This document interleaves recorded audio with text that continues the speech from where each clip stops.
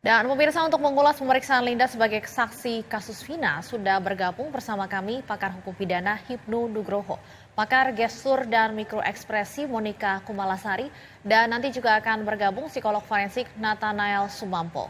Kami juga sudah berupaya mengundang kuasa hukum Vina namun belum dapat bergabung. Saya sapa terlebih dahulu, selamat malam Bu Monika, Prof. Hipnu. Halo, Selamat selamat malam, malam, Mbak. Mas Selamat Stefani. malam. Baik, saya ingin ke Prof. Hipnu terlebih dahulu. Prof. Hipnu, kemarin Polres Cirebon memeriksa Linda yang tadi kita saksikan bersama, yang selama ini juga dipertanyakan keberadaannya. Prof, tadi dikatakan oleh Linda bahwa dia ini tidak ada di lokasi kejadian saat peristiwa pembunuhan terjadi, dan dia juga bukan teman dekat dari kedua korban. Menurut Anda dari kacamata penyidik, sebenarnya keterangan apa yang bisa dan ingin digali dari seorang Linda? Iya, suatu keterangan itu dicari dalam rangka untuk pelaku menentukan siapa pelakunya. Dan teman-teman dekat si Vina inilah yang juga menjadikan suatu keterangan sebetulnya siapa pelakunya saja. Apakah Peggy atau masih ada dua yang lain. Lah, keterangan-keterangan ini pun juga belum bisa bernilai, Pak, kalau memang dia menolak. Karena keterangan-keterangan ini pun akan nanti di cross check dengan bukti-bukti yang lain. Ingat, suatu bukti, suatu keterangan bernilai apabila berhubungan dengan bukti yang lain. Jadi suatu keterangan itu tidak bisa berdiri sendiri. Apa yang disampaikan Linda, kan begitu? Atau disampaikan Peggy juga sama saja. Karena di sini nanti penyidik harus bisa menggambarkan suatu cerita dari kasus dalam suatu locus delicti dan tempus delictinya atas suatu peristiwa yang terjadi, sehingga tidak dapat nanti akan dilakukan suatu cerita yang melompat-lompat, apalagi tidak didukung bukti. Kan nanti kan kasus ini kan akan diserahkan penuntut umum pasti menolak. Nah, disinilah saya kira keterangan Linda yang disarikan sekarang ini sebetulnya untuk mengungkap kembali apakah bagaimana Peggy ataukah masih ada yang lain. Karena keterangan yang sampai sekarang kan seolah-olah Peggy salah tangkap, ya terlalu dini kalau dikatakan salah tangkap. Seseorang dikatakan salah tangkap itu kalau nanti suatu saat tidak terbukti di persidangan. Nah, ini kan belum. Ini kan masih ongoing proses, masih di tingkat pra-adjudikasi. Nah, itu jangan sampai kita menentukan salah tangkap. Nah, saya kira Polres Cirebon dan Polda Jawa Barat selalu kekeh bahwa based on evidence, bukti atas yang sampaikan Linda, apa yang sampaikan bukti Peggy tidak berdiri sendiri, yang akan dirangkaikan dengan bukti-bukti yang lain, apalagi dengan scientific crime investigation. Bu Monika akan menentukan nanti seperti apa gesturnya, ada pengakuan bagaimana gerut wajahnya. Ini saya kira akan diurai kembali, Pak. Begitu, Mbak Persepsi. Baik, Prof. Hipnu, tapi Linda ini sendiri kan mengaku tidak kenal dengan Peggy maupun 8 terpidana lain, dan sosok Linda sendiri kita tahu muncul ke permukaan karena viral dengan pengakuannya yang kemudian dinarasikan sebagai dalam tanda kutip kesurupan. Apakah ini bisa dijadikan pegangan penyidik, Prof? Ya, tidak bisa. Seseorang diminta itu keterangan. Kalau kesurupan, orang diperiksa dalam keadaan apakah sehat atau tidak. Kalau kesurupan nggak bisa bernilai, Mbak.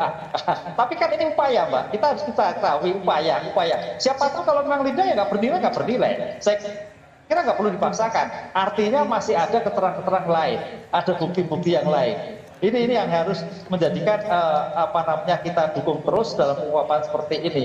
Sehingga kalau saksi stres, saksi kesurupan nggak bernilai itu. Kan seseorang dipanggil apakah dalam keadaan sehat, apakah siap, nah itu kan enggak. Nah, itu Mbak. Baik, kita langsung minta analisa dari Mbak Monika ya terkait dengan pemeriksaan Linda ini. Mbak Monika, kita melihat dalam video pada saat Linda menjawab pertanyaan dari wartawan, setiap akan menjawab pertanyaan, Linda sering sekali melihat terlebih dahulu ke tim pengacaranya. Coba kita lihat terlebih dahulu, Mbak Monika, kami akan tayangkan kembali visualnya berikut ini.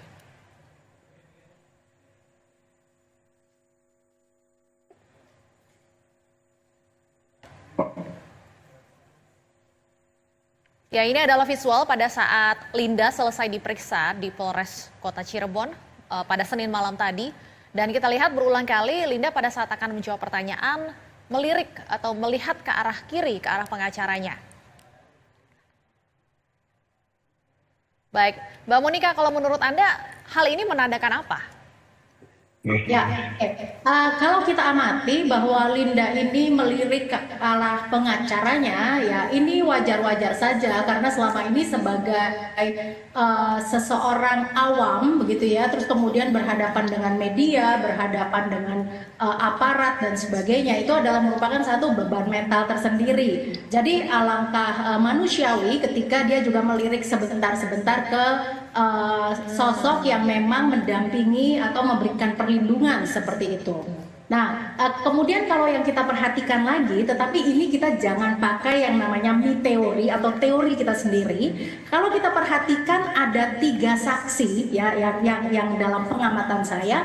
Yang pertama adalah tadi ada Linda, begitu ya. Nah, Linda ini ketika memberikan keterangannya ini menggunakan masker, begitu. Sementara kalau kita lihat orang-orang di sekelilingnya tidak menggunakan masker. Begitu. Nah, ini memang simpel saja, tetapi kemungkinan ini memang tidak merasa yakin dengan sekarang ada banyak virus dan sebagainya gitu ya. Jadi kita juga harus respect hal yang seperti ini. Tetapi kalau kita lihat lagi ada saksi lain nih, misalnya Aep gitu ya.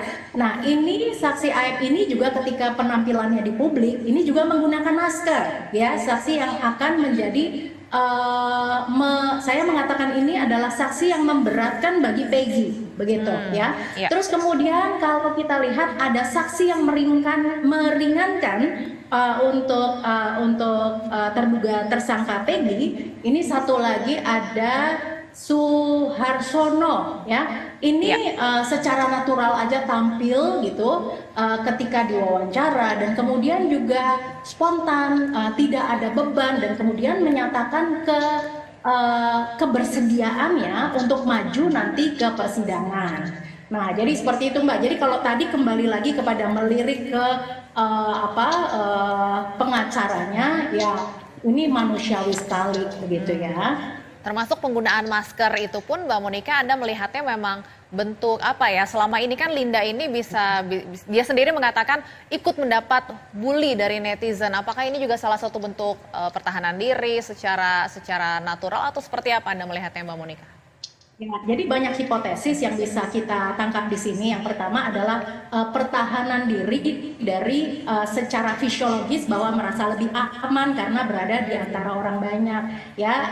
Atau mungkin juga menjadi suatu pertahanan diri ketika ini akan karena tahu ini akan diliput oleh media dan sebagainya, gitu ya. Nah, jadi ada beberapa hipotesis yang memang kita perlu untuk menggali ini, terutama kalau kita bisa bertemu langsung dengan Linda ini sendiri, begitu. Baik, dan sudah bergabung juga Mas Nathanael Sumampo, psikolog forensik. Selamat malam Mas Nathan. Selamat malam Mbak, suara saya terdengar? Ya, sudah terdengar Mas Nathan. Ya, Mas Nathan, kemarin kan Linda diperiksa sebagai saksi. Terungkap kemudian Linda ini tidak ada di lokasi, kemudian Linda mengaku ia bukan sahabat, hanya teman, bahkan sebelum kejadian juga sudah lama tidak bertemu Vina. Apakah keterangan dari Vina ini bisa menghadirkan fakta baru atau sebatas pelengkap saja menurut Anda? Ya, baik, terima kasih Mbak. Memang dalam kasus Vina ini, dalam psikologi forensik kita melihat adalah bagaimana penegakan hukum terhadap kasus cold case gitu ya. Kasus yang sudah dingin karena kemudian ini peristiwanya terjadi sudah dalam jeda waktu yang sangat panjang, sangat lama gitu ya. Kira-kira itu yang pertama, lalu kemudian dalam bekerja dalam mengungkap kasus cold case, tentunya kemudian kepolisian memang punya mekanisme yang berbeda dengan kasus-kasus yang katakanlah baru terungkap dan sebagainya. Sehingga dalam hal ini, apalagi kalau kita lihat di kasus ini sudah cukup viral dan ada mendapatkan atensi dari publik, sehingga saya pikir ya polisi perlu terbuka terhadap siapapun mereka yang bisa memberikan informasi. Nah, dalam hal ini Linda tentunya perlu dilihat kira-kira statusnya dia bagaimana, artinya sejauh mana yang bersangkutan berada dekat dengan peristiwa yang menjadi dasar penegakan hukumnya, ya peristiwa. Nah, dia ada di mana ini? Nah, ketika kemudian dia berada jauh dari peristiwa, maka kemudian ya informasi yang disampaikan mungkin relevan, bisa ditindaklanjuti untuk mendapatkan gambaran, misalnya mengenai konteks psikososial kehidupan si korban dalam hal ini, tetapi tentunya sebagai suatu katakanlah karena dia tidak hadir pada saat peristiwa, misalnya atau dia tidak hadir pada saat adanya rentetan kejadian menuju peristiwa, maka kemudian berbeda tentunya bagaimana kita treatment terhadap apa yang kita memperlakukan bahkan disampaikan di sambutan. Baik. Mas Nathan, bagaimana dengan faktor ingatan? Karena kasus ini kan sudah 8 tahun yang lalu terjadinya. Iya, betul. Oleh sebab itu memang kemudian kita menjadi perlu mengkritisi keterangan-keterangan, kan keterangan para pihak yang dimintai oleh, yang didengar oleh pihak kepolisian ini, menurut saya memang penting. Namun kita menyadari bahwa jarak dari peristiwa sudah lama, kita mengandalkan memori, tapi memori sangat rentan terdistorsi, dan juga kita ketahui pasca misalnya kasus ini naik lagi, tentunya masing-masing pihak yang berada di dekat-dekat dengan peristiwa ini kan punya penghayatan berbeda-beda, sehingga sangat kita perlu mengkritisi gitu ya suatu keterangan berbasis memori dari seseorang. Kita perlu kritisi apakah kemudian sejauh mana dia mendapatkan expose dari katakanlah pengaruh coaching dari berbagai pihak, atau kemudian pengaruh-pengaruh dari ini apakah peristiwanya langsung yang dialami, dilihat, disaksikan, didengar. Karena pasti kan gitu ya, kita minta keterangannya berdasarkan peristiwa yang dialami langsung, didengar langsung. Atau ini kata media, atau ini kata film, atau ini kata teman-teman yang lain, sumber yang lain. Jadi menjadi penting untuk kemudian kita menganalisis kredibilitas dari keterangan para pihak yang kita mintai keterangan, yang kita dengar, berkaitan peristiwa sudah lama terjadi. Baik, saya ingin kembali ke Prof. Hipnu. Prof. Hipnu, selain memeriksa Linda, Polres Cirebon juga memeriksa Peggy ya, dan juga memeriksa adik dari Peggy. Apakah Anda melihatnya pihak-pihak yang selama ini dianggap menyembunyikan ataupun membantu pelarian Peggy ini juga bisa dipidanakan? Ya, ini Mbak. Jadi seperti disampaikan Pak Asnal tadi, kesaksian itu sementara adalah dicari yang paling dekat di antara para korban atau yang tersangka yang sekarang lagi diperiksa. Karena dari keterangan tersangka ini paling tidak akan mendapatkan gambaran yang konkret, kan gitu Pak. Karena namanya suatu kesaksian dalam konsep hukum harus memenuhi syarat material, yaitu mengenai apa yang ia lihat, ia dengar atau ia alami. Kan gitu. Atau paling tidak ia dengar kalau memang tidak mengalami. Karena itu akan yang dikembangkan, itu syarat material. Oleh karena itu dimulai dari yang dekat, apakah itu adiknya, apakah itu temannya, apakah itu konon pacarnya, itu akan menggambarkan kembali, kan gitu. Oleh karena itu yang pertama. Yang kedua, kalau terkait tadi pertanyaan yang tanda petik menyembunyikan, bisa jadi nanti dari keterangan-keterangan yang mengubah, sebetulnya 3 orang itu adakah yang menyembunyikan? Adakah suatu yang menghalangi? Adakah suatu yang terkait dengan tidak memberikan informasi, membiarkan, misalkan gitu kan? Nah, dalam hal seperti ini faktor hukum lain, Mbak. Memang kalau kita lihat selama 8 tahun yang tadinya 9 menjadi 8, 9 menjadi 11, kan gitu kan? 3 menjadi 1, ini kan juga menjadikan pertanyaan apakah dia lari sendiri? Apakah ada yang melindungi? Apakah dia ada yang menyembunyikan? Ya, karena namanya suatu kasus apalagi remaja, saya melihatnya potensi anak ini sebagai orang tua mau tidak ingin terjebak dalam suatu kasus kayak itu. Apalagi kalau memang tersangka ini atau terdakwa nanti yang ketemu itu ternyata punya orang tua atau keluarga dengan jabatan tertentu yang paling terseret. Inilah yang menjadi problem di masyarakat. Masalah perkiraan walaupun Polda Jabar menyatakan hanya satu, tapi itu saya kira masih bersifat sementara karena itu bagian dari ongoing proses penemuan tersangka. Ya, Prof, pihak Peggy juga akan mengajukan gugatan pra peradilan ya. Sebenarnya apa yang bisa kemudian pertimbangan dari hakim untuk mengabulkan ataupun menggugurkan status tersangka dari seorang Peggy Setiawan? Ya, pra peradilan adalah sebagai kontrol tentang sah tidaknya penahanan, sah tidaknya penentuan tersangka, penyitaan dan sebagainya. Di sini sebagai kontrol apakah seseorang si Peggy itu betul sebagai pelakunya. Buktinya sudah ada belum? Karena kalau ini nanti sudah tersangka apa? Seseorang yang karena perbuatannya diduga patut sebagai pelakunya. Itu pertama. Kedua, ini sudah masuk sidik.